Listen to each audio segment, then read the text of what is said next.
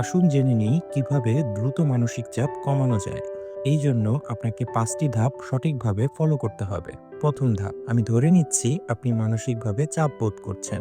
এবার আপনার আশেপাশে তাকান এবং 5টি জিনিস খুঁজে বের করুন যা আপনি দেখতে পাচ্ছেন। আমি দেখতে পাচ্ছি একটি খোলা বই, একটি গাছের টব, 1 কাপ চা, একটি কলম, একটি লাইট। প্রথম ধাপ ডান, গুড জব।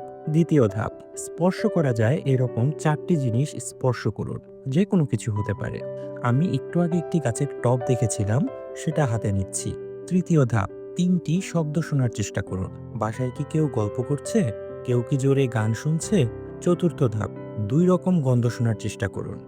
সেটা কফির ঘ্রাণ কিংবা ফুলের গন্ধ হতে পারে। পঞ্চম এবং শেষ ধাপ, কিছু একটা খেয়ে টেস্ট করুন। কি খেলেন আমাদের জানাতে কিন্তু ভুলবেন না। খেয়াল করে দেখুন আপনার এখন আগের থেকে বেশ ভালো লাগছে।